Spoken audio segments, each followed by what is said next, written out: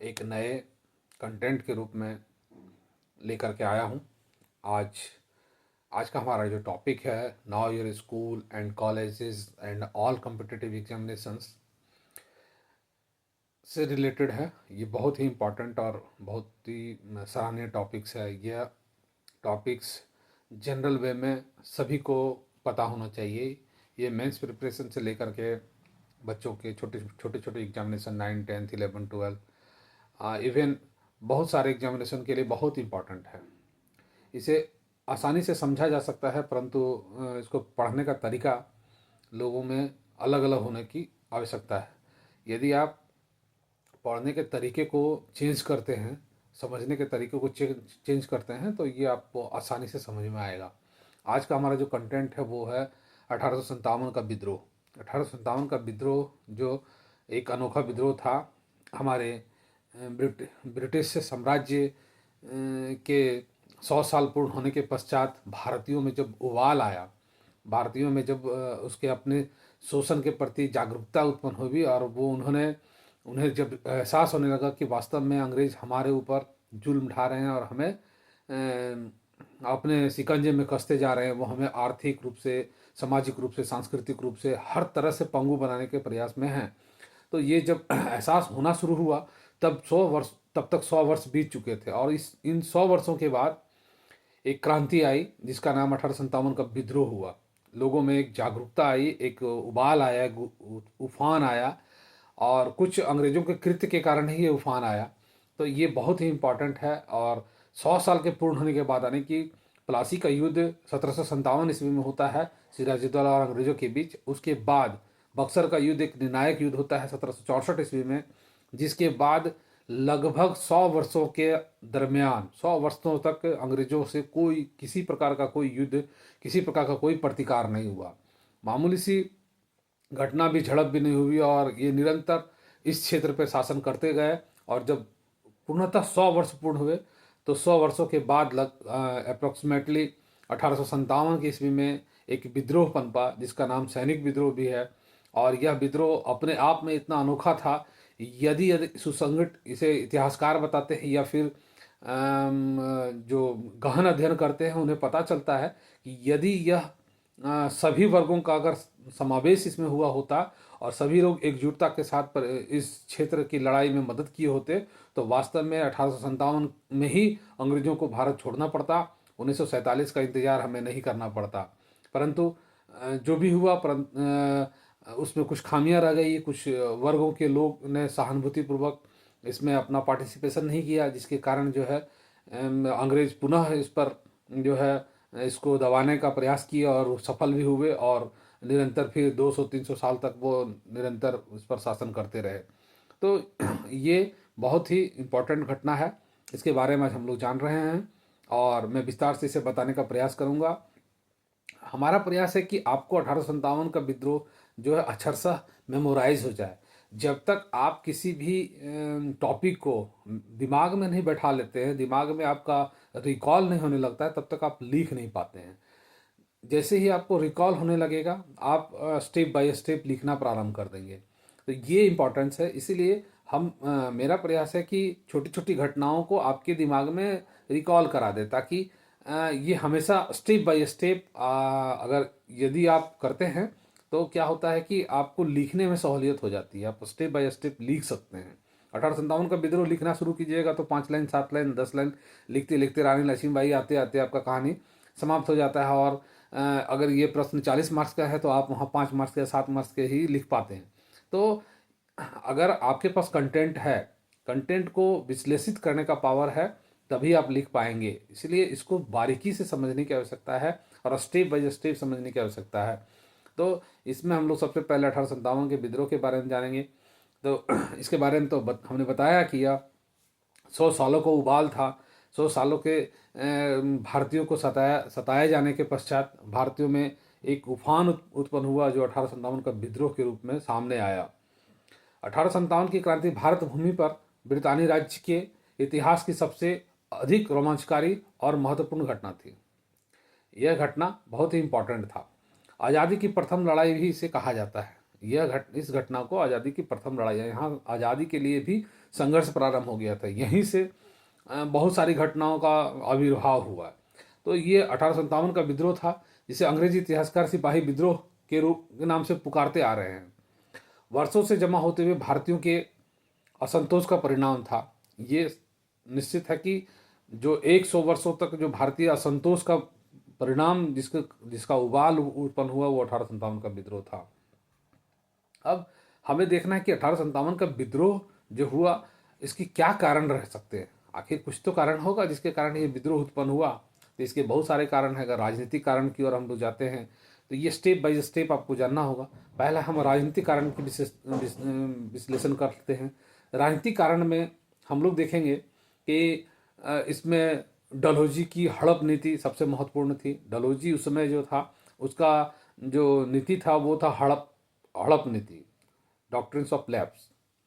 ये इसका मेन कारण था कि डलहौजी जो था वो सभी जो भी राजतंत्र थे, राजा के जो भी अधीन काम हो रहा था, वो किसी भी कारण से, कुप्रथा से, कुशासन से, या उनको दत्तक पुत्र से, ये सब अगर किसी राज्य में ये सब हो रहा है तो उन सबको हटा करके और उनका राज्य जो है ब्रितानी राज्य में सम्मिलित कर लिया जाता था। उनको उनके पावर से हटा करके राजा को पेंशन भोगी बना दिया जाता था और उनके राज्य को अपने में मिला लिया जाता था। तो ये डलहौजी का सबसे बड़ा हड़प नीति था। वो राजतंत्र को उसको पेंशन दे करके, राजा को पेंशन भोगी बना करके उनको उनके राज्य को हड़प लेने का नीति डलहौजी का था। दूसरा था नाना साहब के साथ अन्याय। नाना साहब उस समय के बहुत ही पॉपुलर लीडर थे, लेकिन अंग्रेजों ने उनके साथ भी अन्याय किया। उनको पेंशन देना प्रारंभ किया तो वो पेंशन बंद कर दिया, उनके साथ अन्याय करना शुरू कर दिया। तो अंग्रेजों का सबसे बड़ी नीति थी कि पहले उनको असहाय बनाया जाता था। धीरे धीरे पहले उनका राजतंत्र हटाया जाता था। अगर राजतंत्र हटा के उनको पेंशन भोगी बनाया जाता था, धीरे धीरे पेंशन भी उसको बंद कर दिया जाता था। तो इस तरह धीरे धीरे धीरे उनको जो है पंगु बना दिया जाता था। और इससे क्या होता था कि वो धीरे धीरे अपने आप में कमज़ोर हो जाते थे और ना वो विद्रोह कर पाते थे और ना लड़ाई कर पाते थे और ना आवाज़ को अपने बुलंद कर पाते। तो ऐसी स्थिति उत्पन्न कर देती थी। तो उस समय का सबसे बड़ा राजनीतिक कारण भी नाना साहब के साथ अन्याय था। मुगल सम्राट बहादुर शाह के साथ दुर्व्यवहार। मात्र एक बात, मुगल बादशाह बहादुर शाह जफर जो थे उस समय व्यवस्थित जीवित थे, परंतु उनको दिल्ली की राजगद्दी से उतार करके उनको जो है पेंशन भोगी बना दिया जाता है और उनसे जो है सारा राजतंत्र छीन लिया जाता था। तो उनके साथ भी दुर्व्यवहार की व्यवस्था थी अंग्रेजों के द्वारा। झांसी की समस्या जान रहे हैं, दत्तक पुत्र को मान्यता नहीं दी गई और जिसके कारण झांसी में विद्रोह उत्पन्न हुआ और झांसी में जो रानी लक्ष्मीबाई थे वो उन्होंने विद्रोह का बिगुल फूंक दिया था कि मैं झांसी नहीं दूंगी। तो ये सब कारक थे, राजनीतिक कारण थे उस समय के।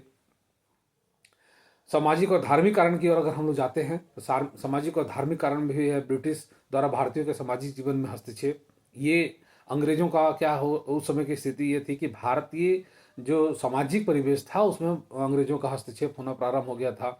बहुत सारे कुप्रथाएं थी जिनको समाप्त होना आवश्यक था आज की डेट में, परंतु उस समय जो थी वो प्रथाएं बहुत बलवती थी और वो प्रथाएं उसमें मान्यता हमारे हिंदू समाज या उस समय के जो समाज थे उनके लिए बहुत ही इम्पोर्टेंस था। जैसे सती प्रथा है या बाल विवाह है, ये सब उस समय की अभी के समय के अनुसार अगर आप समझते हैं तो कुप्रथाएं थी, परंतु उस समय जो भारतीय परिदृश्य रहा होगा, भारतीय संस्कृति, सामाजिक संस्कृति रही होगी, वो उस समय उसके लिए श्रेष्ठकर था। तो वैसी स्थिति पर कुठाराघात अंग्रेजों ने किया और उस सब को बंद करके बाई जबरन विधवा विवाह, सती प्रथा पर रोक लगाना, बाल विवाह पर रोक लगाना, ये सब उन्होंने हस्तक्षेप करना प्रारंभ कर दिया था, जिससे लोगों में असंतुष्ट की भावना उत्पन्न हो रही थी। पश्चात शिक्षा का प्रभाव। अब अंग्रेज आने के कारण वो लोग यहाँ बढ़ावा दे रहे थे, अपने बच्चा शिक्षा में बढ़ावा दे रहे थे। यहाँ की जो गुरुकुल व्यवस्थाएं थी उसको बंद करके और सब अपने जो ब्रिटानी हुकूमत के जो शिक्षण पद्धति थी, ब्रिटिश ज़माने की जो अंग्रेज़ों के द्वारा जो संचालित व्यवस्थाएं थी वो लागू करने का प्रयास किया जा रहा था। तो यहाँ संस्कृति को मिक्सचर के तौर पर इस्तेमाल किया जा रहा था। हमारी संस्कृति को वो दबाया जा रहा था और वो अपने जो उनके शिक्षण पद्धति थी, वो सिस्टम थे, वो उनको अडॉप्ट करके यहाँ प्रश्रय दिया जाता था। पाश्चात्य संस्कृति को प्रोत्साहन दिया जा रहा था। तीसरा था, इसके कारण जो है यहाँ की जो संस्कृति थी उसको गौण रखा जा रहा था, और पाश्चात्य संस्कृति को जैसे कपड़े में छोटे छोटे कपड़े को पहनना, जीन्स का प्रचलन करना, ये सब हमारे यहाँ धोती और कुर्ते का प्रचलन था। उसमें शुद्ध कॉटन जो होते थे उनसे बने हुए वस्त्रों को पहना जाता था। परंतु यहाँ के लोगों के साथ यहाँ के माल को व्यवस्थित किया जाता था, परंतु वो अंग्रेज के मिल में जाते थे और वहाँ से फैंसी ड्रेस बन करके फिर हमारे बाज़ारों में बेचा जाता था। तो ये दोहरी प्रथा यहाँ चलाई जा रही थी, जिसके कारण जो है ये हमारे लोगों में रोष उत्पन्न हो रहा था, और ये धीरे धीरे एक विप्लव की ओर बढ़ रहा था। सामाजिक और धार्मिक कारण के अलावे धार्मिक कारण जो थे उसमें भी था 1831 का चार्टर्ड एक्ट पारित किया गया था, जिसके द्वारा ईसाई मिशनरियों को भारत में स्वतंत्र रूप से ईसाई धर्म का प्रचार करने और प्रचार प्रसार करने की स्वतंत्रता दे दी गई थी 1831 के चार्टर्ड एक्ट के तहत। वो यहाँ आकर के अपना ईसाई मिशनरी स्थापित करके प्रचार प्रसार कर सकते थे, और यहाँ तक कि उनको हिंदू धर्म और इस्लाम धर्म के जो किताबें हैं या जो ग्रंथ हैं उन पर भी वो दोषारोपण कर सकते थे, टीका टिप्पणी कर सकते थे, उनको फ्री था। वो अपने प्रचार के लिए वो यहाँ के लोगों को या हिंदू समाज के लोगों को हिंदू धर्म के ग्रंथ को या मुस्लिम धर्म के ग्रंथ को वो नीचा दिखाते थे, और अपने जो ग्रंथ है उनको बाइबिल या जो उनका था उसको ऊपर रखते थे ईसाई मिशनरी लोग, और ऐसी व्यवस्थाएं की गई थी। मिशनरी हिंदू धर्म के देवी देवताओं तो इस्लाम धर्म के पैगंबर की बुराई खुलेआम करना प्रारंभ कर दिया था। तो ये सब उनके द्वारा उस समय की गई थी, जिसके कारण यहाँ के लोगों में रोष उत्पन्न हो रहा था, और लोग इस विप्लव को मतलब अंदर जागृत हो रहे थे, इसके लिए तैयार हो रहे थे। आर्थिक कारण भी था कि व्यापार का विनाश, यहाँ जो लघु उद्योग थे हमारे यहाँ, छोटे छोटे कुटीर उद्योग उसमें बहुत ही थे, सूती वस्त्र उद्योग थे, तो वो सब उद्योग को वो विनाश कर रहे थे, और यहाँ के कच्चे माल को ले जा करके बोले ना इंग्लैंड में ले जा करके प्रोसेसिंग करके और उसी कच्चे माल से तैयार किए हुए वस्त्र को फिर हमारे भारतीय बाज़ारों में बेचा जाता था, और यहाँ के बाज़ार को ठप कर दिया जाता था। तो ये सब कुप्रथाएं थी, जिसके कारण जो है यहाँ की आर्थिक स्थिति चरमरा जा रही थी। किसानों पर ध्यान नहीं दिया जा रहा था, किसान से अधिक कर लिया जा रहा था, लगान अधिक लगाया जा रहा था, लोगों से उनके जो किसान धान बोते थे या फसल लगाते थे तो उस फसल को 1/4 किसान के लिए, बाकी जो है 75% वो अंग्रेज उसे किसी न किसी बहाने से उसको शोषित कर लिया जाता था, उनको ले लिया जाता था। तो यहाँ किसान के पास कुछ बचता ही नहीं था, और वे जो है अपने आप को गरीबता की जंजीर में जकड़े चले जाते थे। ना वो खुल के शोषण के खिलाफ बोल पाते थे और ना ही आवाज़ बुलंद कर पाते थे, ऐसी स्थिति उनके साथ थी। तो वो किसान अपने किसानी भी संपूर्ण रूप से नहीं कर पा रहे थे, तो जिनके कारण जो है किसानों की आर्थिक स्थिति चरमरा गई थी, और वो भी छिन्न भिन्न होने के कारण वो अपने आप को इस विद्रोह के लिए तैयार कर रहे थे। सैनिक कारण सबसे तत्कालिक कारण था उस समय का इस विद्रोह होने का कारण। सैनिक कारण ये था कि 1856 ईस्वी में बने नियम के अनुसार कंपनी अब जो है सैनिकों को देश या विदेश में कहीं भी भारतीय सैनिकों को भेजने का प्रावधान किया गया था, और यहाँ मान्यता थी भारतीय सैनिकों या भारतीय संस्कृति में एक मान्यता थी कि यदि समुद्र पार करते हैं तो समुद्र पार करना यहाँ के लोगों के लिए अशुभ माना जाता था, वो शुभ नहीं माना जाता था। जो हमारी परंपरा है, जो हमारे कल्चर हैं, उसके अनुसार हम समुद्र पार नहीं कर सकते थे, और समुद्र पार करना हमारे लिए दुर्भाग्य मतलब अशोभनीय था, ये हमारे कल्चर के खिलाफ था। तो ऐसी स्थिति व्यवस्था कर दी गई कि यहाँ के जो भी भारतीय सैनिक होंगे उनको कहीं भी डिपोर्ट किया जा सकता था। तो उसमें एक रोष उत्पन्न हुआ था। इसी के साथ साथ उसमें एक तत्कालीन घटना और घटी थी, जो था सबसे बड़ी चर्बी वाली कारतूस। उसमें अमेंडमेंट लाया गया था कि एक नए इनफील्ड राइफल का निर्माण कराया गया था, जिसके कारण उसमें सबसे बड़ी खासियत ये थी कि उस राइफल के माध्यम से उस राइफल को चलाने से पहले उसे दांतों से काटना पड़ता था, और दांतों से काटने से उसमें एक चर्बी लगा हुआ कारतूस रहता था, जिससे गाय या सुअर की चर्बी से निर्मित किया हुआ था, जिससे यहाँ के हिंदू धर्म और इस्लाम धर्म दोनों आहत हो रहे थे। और इस बात का जब पता चला जयमंगल पांडे को, तो उन्होंने सबसे पहला विद्रोह स्टार्ट कर दिया मेरठ की छावनी से। वहीं से ये सैनिक विद्रोह पनपा और जयमंगल पांडे ने गुस्से में आकर के उस समय के जो झुरसन नामक जो अधिकारी लेफ्टिनेंट थे, झुरसन नामक लेफ्टिनेंट थे, जिनको उन्होंने अपने गोली का शिकार बनाया और उनको वो मार गिराया, और उसी के एवज में उन पर मुकदमा चला और उनको फांसी की सज़ा हुई थी। ये 8 अप्रैल को उनको फांसी दी गई थी, जयमंगल पांडे को। और इस घटना से पूरे भारत में ये जो फैला और ये उबाल उत्पन्न हुआ और विप्लव वहीं से प्रारंभ हुआ, और पूरे भारत में ये पूरे सैनिक छावनी में धीरे धीरे तब्दील हो गया। और इसका जो सबसे बड़ा तत्कालिक कारण यही था, मंगल पांडे जी जो विद्रोह के शुरुआत किए थे, और उन्होंने ही इस विद्रोह को चरम सीमा पर पहुंचाया था। उन्होंने अपने आप को फांसी के तख्ते पर भी लटका दिया, परंतु उस समय ऐसी स्थिति उत्पन्न हो गई थी कि पूरे दिल्ली पर उन्होंने कब्जा जमा लिया। हमारे जो 1857 के विद्रोही थे, उन्होंने दिल्ली में बहादुर शाह जफर को फिर राजा बनाया और वहाँ से अंग्रेज़ों का सत्ता हटाया गया, वो सरेंडर कर गए। तो ऐसी स्थिति उत्पन्न हो गई थी। परंतु समाज के हमारे भारतीय समाज में कुछ ऐसे वर्ग थे जिन्होंने उस विद्रोह में सहायता नहीं की, और जिसके कारण व्यापारी वर्ग ने सहायता नहीं की। यहाँ के किसान और जमींदार लोगों ने तटस्थता दिखाई।